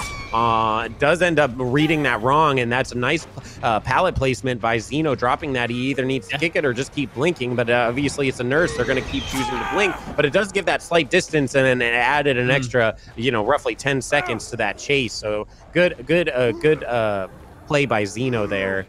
But unfortunately, will go on the hook. I don't know if these gens are going to be too far along. They do look like they're doubling up on one of them. Yep. Depends on which one he goes towards, because this one here with the Proof by Stealth double survivor combo is going to get done just as he arrives. And it's the other generator, which Rancor now reveals that needs to be contested. Rancor reveals that there is a survivor on another generator, and doesn't seem like Fingerguns is prioritizing using his pop kick immediately on it. No other gen regression available other than the pop goes the weasel. He wants to take a chase, and in this scenario, I suspect that we will actually see a second generator pop for Oracle here for just the first hook. I mean, it's that entire strategy of if you take a chase on the wrong side of the map and it lasts more than 20 seconds and you've done your team proud, and that's exactly what Dino did inside the corrupted side of the map, taking that chase and just spending as much time as possible in that. Dongao trying to find the pallet slam and the blink, not going to be stopped there. So that is going to be the second hook coming through for Fingerguns here. The second generator about to pop as well, though. Yeah, I feel like he should have went for that generator. He saw them with that, so he has to have decent information on the pop-up. Maybe just felt like he could keep the aggression on the 2 and just kind of continue that chase. But I feel like you'd want to try to get as much value as you can on the pop goes the weasel there, shoving him off the generator, kicking the pop, and then engaging in a chase with that survivor. But didn't choose that option. So we'll see if he can end up getting some pop value this time around after his second hook on Zong. Does end up finding Nigel and isn't going for the kick on the generator there, but to be honest, it's not that far along. So the pop goes the weasel, not necessarily going to get full value. Ooh, a nice read there on Nigel's part, but just a little bit slow on dropping the pallet. I really respect that, but Fingerguns read that really well. Blinked down into the ground, and nice dead hard coming in from Nigel as well. Yeah, his hat just got knocked off on the Nia there, so... Gotta love it. Blink. I mean, dead hard, especially on dedicated service. Yeah, dead hard always is an interesting... And there I'll go down. Gonna go on the hook here. So that is a second time where we're seeing another hook come out and 0 value off of Pop Goes the Weasel. I'm curious to see if that's just because he wants to save the Pop Goes the Weasel maybe for a 3-gen stack and more late game. But, you know, that's essentially 50% gen regression that he's missing out on. And they actually get the generator completed there, so no more value on the Pop Goes the Weasel again. Not only that, did you see how they held that? So it gives Dongao time to cross map as he's injured, knowing that Rancor will reveal his position. Oracle are just thinking about everything that is going on here. They don't want to give the information to Fingerguns that there is an injured survivor working on the generator that he can blink straight to. So they give about 10 seconds of running time to get away from that scenario before popping the generator. It's just everything coming through together. A well-oiled unit here. Now Aaron going to be taking a chase. That's all 4 survivors taking a single chase so far in this game. And this time Aaron going to be trying to put his team on the back. Captain for Oracle chasing down the L-Wall, T-Wall here through the locker. Nope, not quite able to find the blink. Aaron continuing the chase just a little bit longer whilst the rest of his teammates are stacking on those generators. Remember, 6 hooks were secured for Aaron Killer. And then it was a kill coming forward for a 7-point game. So far, we've seen 4 hooks coming through for Fingerguns, whilst the rest of the team is split across 3 separate generators with only 2 necessary to be completed, and only 1 Pop Goes the Weasel available. This is the nice thing for Oracle, too. Fingerguns has been running the same exact build. He hasn't switched it up at all. So they pretty much go into this already expecting he's going to be running the Rancor. He's going to be running the Noed. He's going to be running the Pop Goes the Weasel. And I don't know. Hey, he's gaining no value on the pop. I keep talking about it, but it almost feels like a wasted perk slot. If he had Ruin in play, just engaging in these chases, he already would have got more value on the Ruin play, assuming it wasn't destroyed too early, and would gain more value. I'm assuming he just wants to kick up the pressure. So here will be the first time he uses Pop Goes the Weasel. 25% regression on that generator, which was pretty far along and does end up losing a generator upstairs. 1 hit onto Zong. And it does look like Aaron wiggled himself off with the deliverance there as well. Zong dropping the pallet and Fingerguns making quick work of him. So that'll be another hook. But while he is carrying this, he's 100% going to be losing another generator. I'm curious to see if they just pop it and go with the Noed in play, or if they... yeah, they're definitely going to pop it. So, and this is a problem with Nurse, too. She's really slow, and then carrying someone takes her forever, and he chooses to go basement, which is smart because it'll be hard for them to save. Downside, though, is it. Yeah. 5 hooks so far, Hexy. 5 hooks, no kills. It was 6 hooks, 1 kill that Oracle put out. This could be the very difference between these two teams. If they can find 3-man escape right now, they will have secured enough points. As far as the hooks are concerned, the escapes are concerned, to have beaten Agony in this tie-breaker match. But if only one more hook happens, then that is no longer a possibility. We'll have to see if these teams are aware of the scoring and how many hooks so far have happened. You can see Fingerguns playing on top of the balcony, trying to get any semblance of information onto these players. Zongao is 100% going to die in this basement hook. That is a guarantee. The question is, can the rest of the players get out? It looks like Aaron and Nigel are fine. They're in an escape. They will escape. It really just is, can Xeno escape? And it looks like this may actually have been a spot. Is it? Or is the hatch known to Fingerguns? Is he looking for Xeno or is he looking for the hatch? I don't know. Nigel is now escaping with Aaron. Xeno's at the shack looking for the hatch. He needs to find it if his team are going to be capable of beating. He's at the exit gate. This is it. The 3-man escape necessary for Oracle is going to come through, and 23-22 is the final score of the tiebreaker for match number 2. Oracle have tied the series up 1 apiece with Agony. We're going to match 3. Oh my god, as many matches as we could possibly play almost going down for this first. A 1-1 tie. This is a best of 3, so we will be able to see what their third killer is going to be for both these teams. I'm a little bit curious to see what they pick, but I mean, that's about as good as it gets. I really feel like they did not know about the points, right? That I feel like that maybe they were trying to count the points, because if they did, they would have just beelined it out, right, and just called it a day. But it seemed like they wanted to try to get that save there a little bit, and just realizing that basement is almost impossible to save versus a no-ed nurse, maybe trying to see if they could find the no-ed and then try to go for a rescue. But thankfully for them, 3 of them out, and they do just barely take the dub with the 1 extra hook coming out for Team Oracle. These matches have been so close, honestly, just back and forth and back and forth and back and forth. So it's just those really small decision making, or that small decision making throughout the match that is changing these slight differences in the score.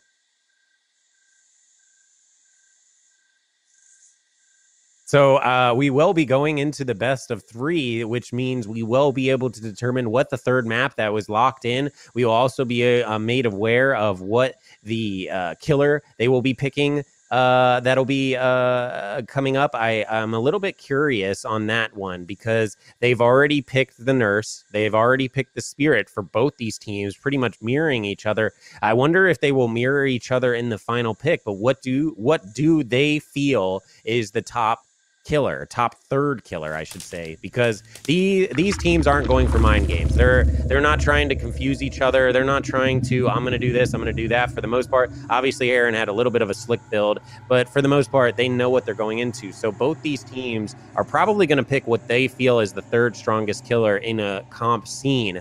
If I had to guess, I don't know where I would go with this. They could obviously bring out a Hag. Hag always really good with her traps. That's always a really scary one to deal with. I would be curious if, Aaron, maybe, a hillbilly background decides to bring out the Ani play and try to see if he can just outright snowball the game. We haven't really seen too much of him. And I think a lot of that comes down to his early game is really rough, but his power is literally the best in the game. He can snowball the game like crazy hard, and he has all add-ons available unless Top Knot is used. If Top Knot is used, you are not allowed to use duration add-ons. So he has incredibly strong add-ons at his disposal where he can just outright snowball it. We might see a Nightmare coming in where they could kind of try to slow up the pacing. I feel like we won't see Nightmare just based on the sheer gen aggression, and sometimes Nightmare can struggle a little bit there with his slowdown perks if he can't get a footing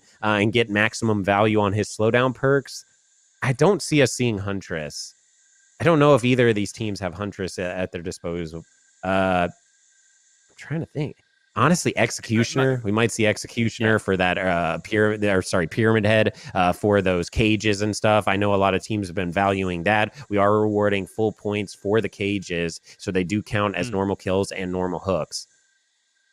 Yeah, so I mean, if stats were to tell a story, Hexy, then the statistics that we've had so far in this tournament is that so far across the double elimination stage, Spirit has been picked 9 times, Nurse has been picked 8 times, Executioner or Pyramid Head 3 times, and Hag 3 times. The rest of the killers that have been picked, Wraith, Plague, Nightmare, and Doctor, only a singular time, and those are probably the outliers that you're going to see from these teams here. So really it comes down to, do you want to roll a Hag or do you want to roll a Pyramid Head? We are going to Shelter Woods for match number 3 here. The teams knew all 3 maps that they're going to be playing on before the series started. They pre-selected their killers right before they played match number 1, which seems so long ago. And I suspect that considering these teams are your bread and butter definition of what Dead by Daylight competitive has been for the longest of time, they're just playing that meta, has to be the Pyramid Head. We don't really see any other killer. Like when you ask teams what the top 3 killers are for comp, they say Nurse is number 1, Spirit is number 2, Pyramid Head is number 3. And that would be the exact order we've seen this series so far if the Pyramid Head is to come through. Just getting word now, it's a coin toss again to determine who is going to be picking sides first for match number 3 in the series. Agony won the coin toss, has decided to kill first, and it is going to be Finger Guns selecting to play Pyramid Head here on Shelter Woods. So he is sticking with the tried and tested, it seems, in this one, and we'll see exactly what he can do with the Executioner. I don't remember. It seems like forever. It's at 2 seconds that you can hold it longer with Tablet of the Oppressor. So, and what that allows for is the ability to essentially zone the survivor by holding your power. If you basically walk towards a window or a pallet with your power held, then the survivor, they lose all agency in the chase. If they throw the pallet, you hit them through the pallet with a Judgment of the Damned. And if they don't throw the pallet, you just release your power and hit them with a basic attack. Maybe some teams even opt in to run double duration just to increase the level of dominance that play can come about. But either way, I'm getting notes. We are loading on into match number 3 of our winners bracket finals. Oracle and Agony, 1 apiece, tied up heading into the decider of this series. And Pyramid Head has been locked in for Agony's killer. Finger Gun's going to be trying to show us exactly what the Executioner can bring to Dead by Daylight. 1-1 a pop. 1-1 a pop. Really, really close. And here we go, seeing the Pyramid Head, and looks like we're seeing a slight different build from Finger Guns, and he does end up finding the totem right at the start. That is the Ruin Totem, which is really good. This is the problem with Ruin. I swear, whenever you're playing pub matches, right, it always seems like survivors spawn right on it, and we're seeing that replicated here. Does lose the Ruin Totem, so already going to be down 1 perk right at the start of the match. Has Corrupt Intervention as well, so when that expires, will essentially be a 2 perk killer, but does still have the Pop Goes the Weasel in the back pocket. A lot of these teams doubling up on the Ruin Pop Goes the Weasel just for as much gen slowdown as they possibly can get. Does get a nice flick onto Aaron there, and that's kind of the downside of going against an Executioner, right? He can mind game you. He drags a thing. If you try to mind game it, he just smacks you, and if you vault it, he gets a free smack because he just does the flick. So it's really difficult to deal with. Does look like Aaron had a little cheeky play there. Tried to slow vault it so he wasn't aware, and it does look like Finger Guns reads that perfectly and does catch him in the window. Yeah, that's an incredible read coming through from Finger Guns, because the slow vault denies the loud noise notification that the killer gets that tells them if the survivor has vaulted the window or not.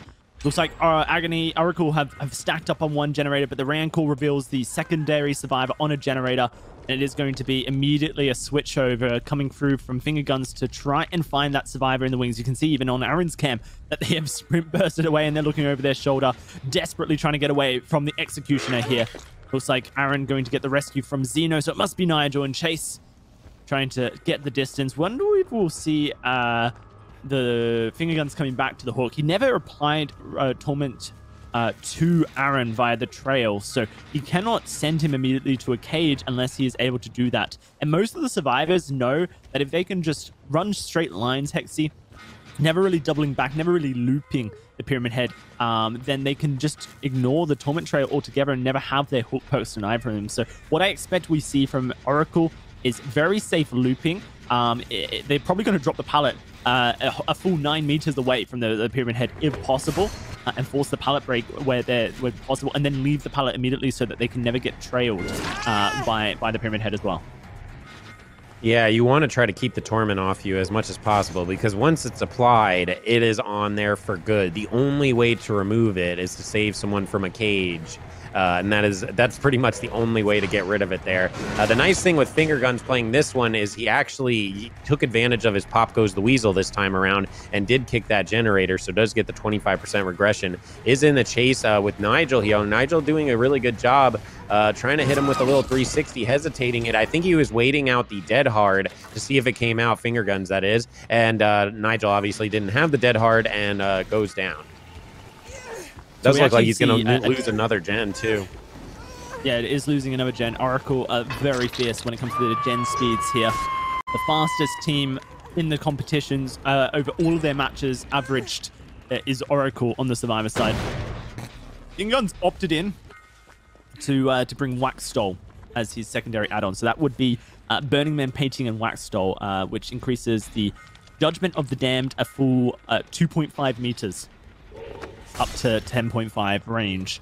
So really relying on his ability there at loops, more so than the mind game that you can play. He really backs himself to be able to hit those shots through the walls, and we'll have to see if he's capable to do so as this chase does go on. Zongao is the first to be tormented here, and he is running for his life. Life was able to get him away. Another dodge comes through. Man, I'm not sure I like the strategy coming through from Finger Guns to just back that you can hit the ability, because these guys are so good at dodging out the ability. You almost want to fake them. Yeah, I am not a fan of doubling up on it. And the reason why too is like, right, it becomes this the longer it has to travel, the easier it is to dodge, like the further away you are from it, because it has like a little bit of a like travel effect. That's where you really get to see what just happened with Zong. So Finger Guns baiting that he was going to do the fling. He's been doing the fling pretty regularly. Zong tried to read that right. I mean, he was pretty much forced in that situation. If he vaults, he goes down. If he doesn't vault, he goes down, because he can just cancel out of that power and immediately get an M1. And that looks like what happens. He's going to try to get a double hit here. Only gets the one, and they do slam the gen, which is the good decision to do. What will happen here? I don't believe he has Noet, but he does have Rancor. Oh, no, yeah, he has Rancor. The Rancor's on Zongao on the hook. I got confused there for half a second as we switched across the spectator. Yeah, no one escapes death. Fought a Ruin, Hop, Corrupt, and Rancor build, so it doesn't have the one-shots onto all the survivors available to him. He's going to take the hook here onto Aaron. Second hook available for Aaron. So it isn't just dead yet, and with there being no one escapes death and not proccing, the survivors may feel a little bit comfortable. We saw this yesterday versus Shift W Gamers on the Shelter Woods, in fact. It was XxShino who attempted to hold a hook versus the team, and they just swooped in as cleanly as could be, blocked it, and got the 4-man escape just because they could. Why not? In this situation, they on Zongao, and look at he's going to go into a chase here.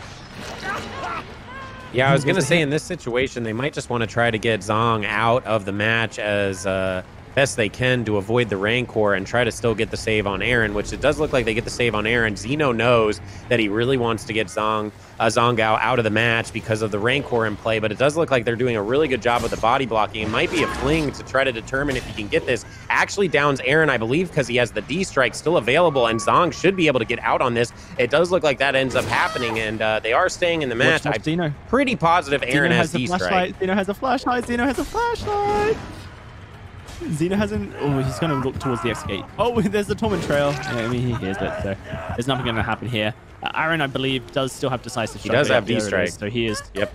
Now just has to hit the skill check, and that will be Aaron escaping there. I've held my breath for half a second with the swing. I thought he must have missed it, but no, that is a 4-man escape coming through from Oracle on Shelter Woods, and a very dominant survivor performance here. 18-4 the score on the board, Hexy.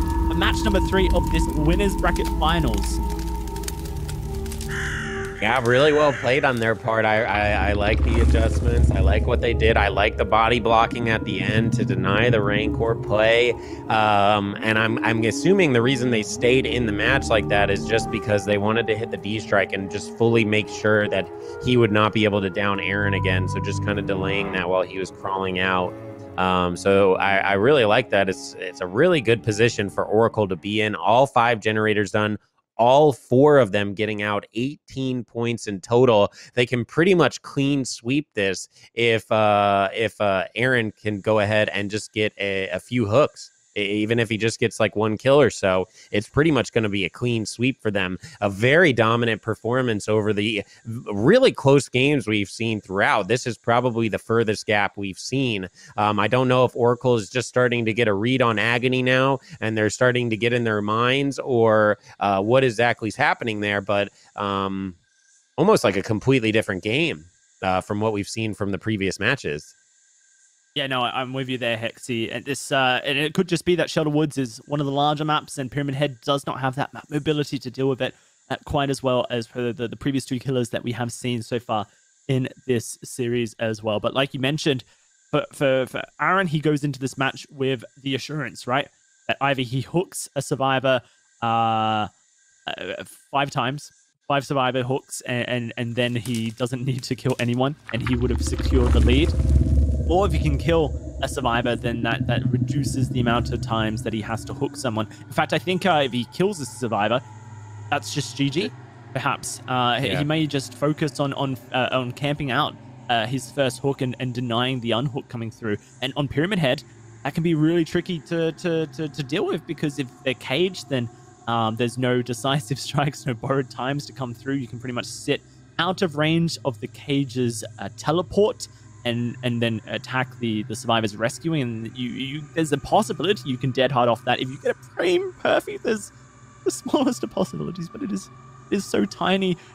So yeah, this is it's going to be a hard one. I mean, I'm already making the assumption that Aaron's taking Pyramid Head. We don't even know yet what he's going to be bringing into this one, but they have mirrored each other so far. So once I get word on what Aaron's killer is going to be, then we can talk about that a little bit. The thing that's interesting is I wonder if the reason we see this kind of gap is I guarantee you these killers probably play a ton of Nurse and a ton of Spirit. They might not be as versed on the Pyramid Head pick. So I'm curious, will Aaron go ahead and pick the Hillbilly? Because he has, over 1,000 hours on just Hillbilly alone, I've heard. So I would be curious if he does that. I still think Hillbilly a very strong killer, a very viable killer, but he doesn't have the insane chainsaws like he used to. But with all add-ons available, I mean, he could potentially run like the stealthy type chainsaw build and just try to get that early game downs and that early game pressure and just get the hooks and outright win it. Obviously, they locked in these killers when all 3 matches were selected. So he might have not known exactly how everything was going to go down in this situation. But I would be curious. My gut is telling me Executioner, just because they've been mirroring themselves so much. I would personally like to see a different killer like Hillbilly being played, especially on someone like Aaron, who was known for his Hillbilly play. But it seems like most people have just given up on Hillbilly at this rate. Right. You have to remember, these teams selected their killers 2 hours ago, Hexy. They select them 2 hours ago. That's how long this first best of 3 has lasted, due to the tiebreaker that we played out on match number 2 here. And so there's no way they could have prepared for this circumstance 2 hours ago, because you just don't expect that to be the scoreline in a match 3. They may have not even considered that match 3 was a possibility if they were backing themselves to the full extent. But the score is so tight. Oracle playing the perfect survivor game, getting all 4 survivors out and denying as many hooks as possible. That's exactly what you're trying to do if you do play survivor first, is try and get as many survivors out. If all 4 is possible, then great, and deny as many hook states as well. We're just waiting for the players to finalize their builds here going into it. Aaron has picked Pyramid Head. No surprise really coming through from this team. Just getting the word here from our production team. And I'm really curious to see if there will be a difference in build, because whilst you had to pick your killers back at the beginning of the series, your build's a fair game. So he might just try and bring something that gives him as much control over the match and prevents the generators from being completed, like we saw in Dead Dog Saloon. Try and get as much gen control coming through on the pyramid head, so you deny generators as quickly as possible, which gives you more time to find those hooks that will deny Agony a win.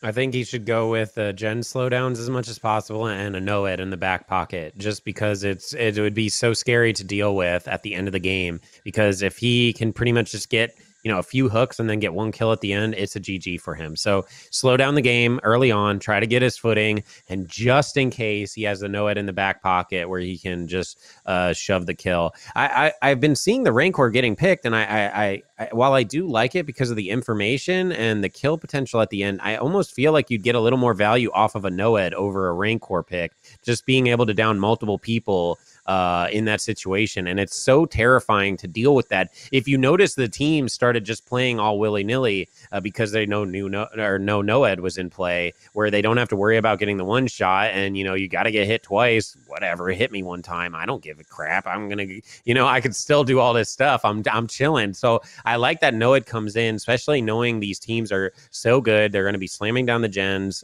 So I would suspect that's what we're going to see. And as we kind of were correct in saying, these teams seem to be mirroring each other. They are playing, they're scrimming, they're playing in the comp Dead by Daylight. So this is what they're used to. This is what gets played heavily over in that scene. And as you see, these teams are pretty much mirroring each other. They both won tournaments on repeat. So that's why I think we're seeing the copycat, well, not copycat, but the same sort of killers coming out in this sort of play. The tried and tested over time that's has shown through for these two teams, and that's exactly what they're bringing out here. We're just waiting, like I said, for them to finalize the builds, and we will be hopping into game number two of match number 3 here. Agony currently down points on the scoreboard in this match. They only scored 4 points in game number 1 when Finger Guns took to the killer roll.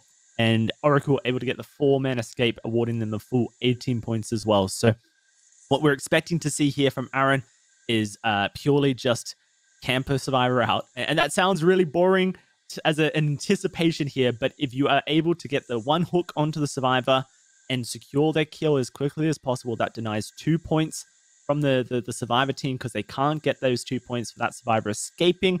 So that effectively equals the 4 points necessary straight off the bat. If you were to one hook a survivor all the way to death, that's the 4 points necessary to keep themselves above board. And then it's just getting those gens done, or preventing those gens done on Agony and Aaron.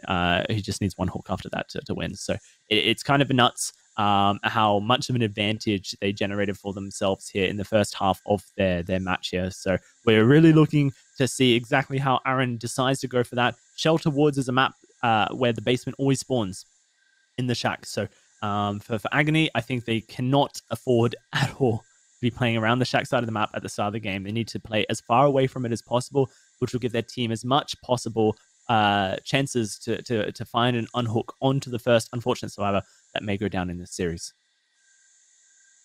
These teams are in the trenches. They have been grinding it out for this. I mean, we're 2 hours into the tournament so far, and we haven't even got out of the winners final. This has been match after match after match. So they have been grinding it out. I suspect they want to try to avoid the basement at all possible, but you got to be feeling good in Oracle's position in this.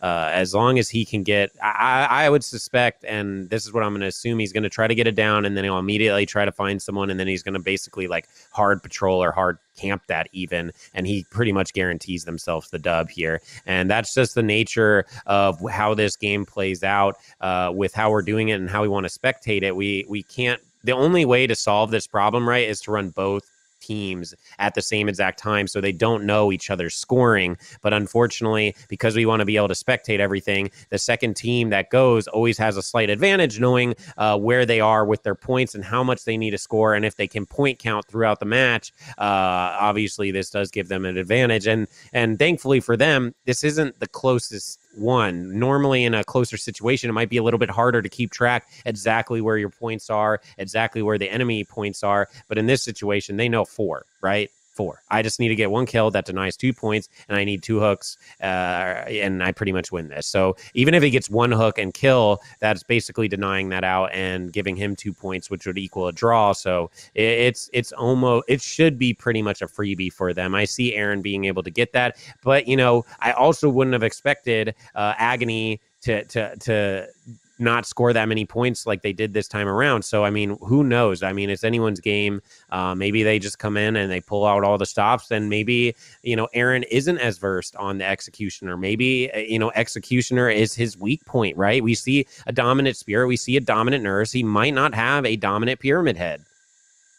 We don't know. We haven't seen it yet from him. We'll have to find out. We are loading into this final match here, final game of the series, potentially between Agony and Oracle. It is currently Oracle leading 18-4 in this matchup, with Aaron taking the killer role with the pyramid head. We're going to be loading onto the Shelter Woods in just a second here, Hexy. And you're talking about points counting throughout these matchups, and the teams clearly in this scenario can point count their hooks and states.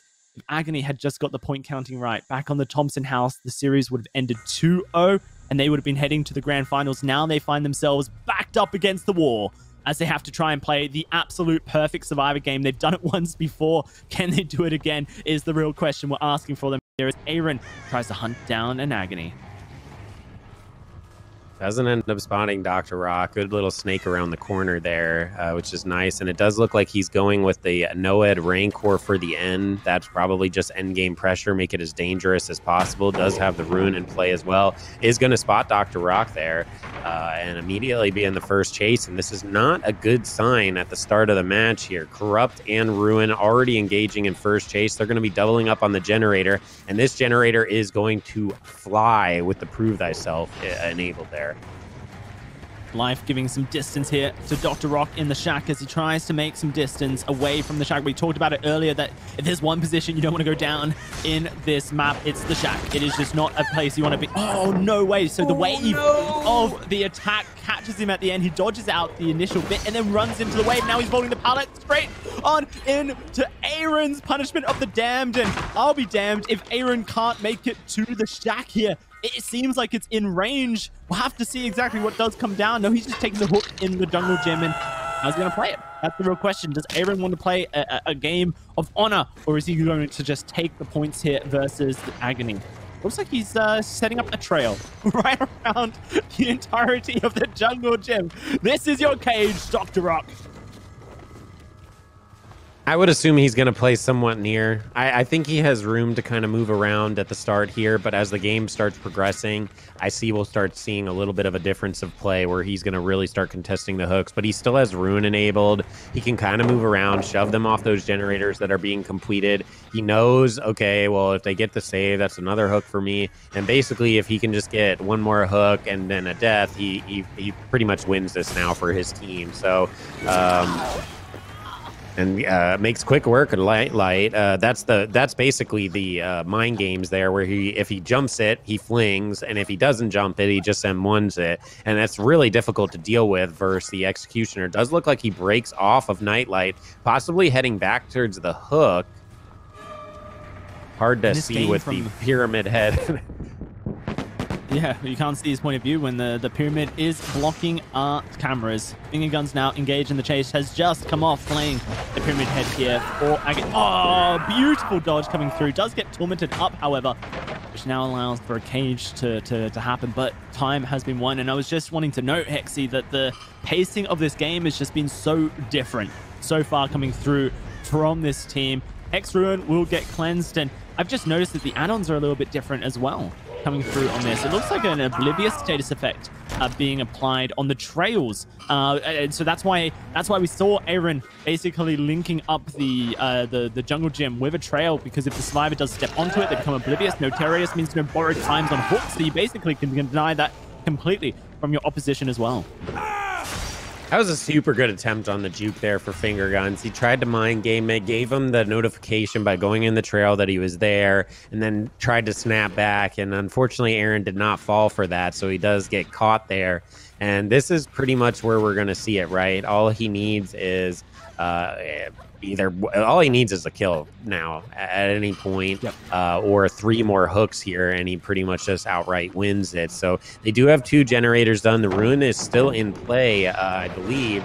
So, nice little dodge from Finger Guns. I've been really impressed with his jukes. He's been doing a really good job. The Sprint Burst coming out, really strong perk there. I believe it's actually the most picked perk in the entire tournament, and is going to get quite the distance. Oh, gets hit on the pallet. That is one of the worst feelings. That's so rough to see. Finger Guns, who we've just been praising for his jukes, gets hit by a Deddy. Now going to be going on to his second hook state here, and like you mentioned, all that Aaron needs to do is secure this kill onto Finger Guns, and that will be a GG well played in this series between Oracle and Agony. Currently, Agony grouping up on the final generator, trying to make sure that they can get the pressure down. But it seems like Aaron's sniffing them out, trying to pressure down these survivors and make sure that the generators cannot fly. Finger Guns sitting on the hook. Monster Chase is engaged with Ryan at the jungle gym, dodging out that punishment of the dam from range. Dr. Rock's trying to set up for a rescue that I assume would involve borrowed time. That's why he's switching off. No, he must not have the borrowed time, and so he has to push back. Finger Guns actually has camaraderie. That's what he was doing, setting up the cam play on the hook survivor so that they can then sit on the generator for another 34 seconds and try and get it completed for Finger Guns. But Finger Guns does not have an adrenaline to get away from this hook. It does have Sprint Burst, I suppose, but have to remember that No One Escapes Death is coming in. Rancor is available as well, so there's just so many options that Aaron has available to him in this final moment. The 2 stack on the generators is going to mean that that final generator has been completed. Now the gates need to be opened as Dr. Rock searches for No One Escapes Death, but isn't able to find it here at the exit gate.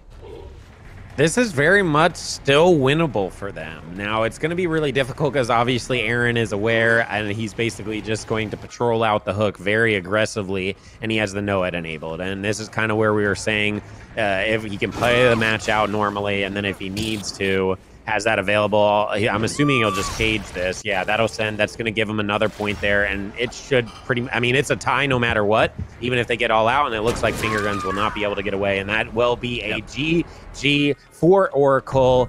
Aaron came to play, obviously a little bit comfortable there, knowing exactly. I mean, this you see how close this was. I think a lot of the reasons why you start seeing the Agony survivors fall apart at the end here is because they know they have to. If they don't, they lose. So they knew they had to get the save, and they just tried anything they could, and unfortunately it didn't work out. Oracle will take the series after this hard-fought battle, almost 2.5 hours for the first winner's final match. You see Aaron doing a little victory dance, spinning in circles there, and we'll just be waiting on Aaron to die in the cage there. He won't be able to wiggle off for the cage, and that will be execution. Execution complete. Oracle have executed a win here in the winners bracket finals, taking the series 2-1 over Agony in a hard-fought contest between these two teams. And for Agony, they now will have a second to catch their breath and consider where things went wrong for them. Hexy back on the Thompson house, and they could have closed this series out 2-0 if they just had taken the escapes and left Ryan in the trial. They tried to be too clever, tried to make sure that they got the 4-man escape, and it just wasn't a possibility versus the Spirit in the Thompson house. It drew it up, the tiebreaker match then going the way of Oracle, and now we find them in the grand final. Oracle are your top 2 here in the best of the best tournament. Let's see how those standings stack up now between these two teams and the rest of the bracket, so that we know exactly what the rest of the show has to offer for us here. Hexy, it is going to be Oracle taking it to the grand finals. Agony, with a hard-fought defeat, going to be falling down into the losers bracket final. Going to be playing up against the Gentleman. It has been determined. It is going to be Agony taking on the Gentleman, with Oracle heading into the grand final. Yeah, it has to be feeling real nice in Oracle situation, guaranteed no matter what to be second place, earning them $4,000 split among their team. Possibility of earning $10,000, $15,000 in total. And for Agony, it's not too bad. They still get to run it back with the gentleman here. They still know, getting at least some money in the bank, right? After all this practicing, which is nothing to scoff at. But they will be going versus gentlemen. And this is where I'm curious to see how these teams will play. We know that gentleman's going to come on with the oddball builds for the killer. We know they've been struggling a little bit on their gen play, but it seemed like towards the later matches, they started dominating it and had some big brain plays even on how they were completing the generators. Agony kind of coming with the meta stuff, so they might get a read on that, and I'll be curious. And one thing that's always a bad feeling is coming off of a loss, right? Hopefully the team members won't let that eat at their head and they can refocus themselves. They are going into a new best of 3. They have a chance to prove themselves. They came out insanely dominant, and I hope to continue to see that throughout these matches. But hard fought. I mean, it was back to back, and they were all very, very close. So close, we actually tied for one of those. So really cool to see. It was a pleasure to cast those matches. I really, really enjoyed that. That was a good way to start off the grand finals, the final matches of the best tournament, the final day. $15,000 on the line, Hexy.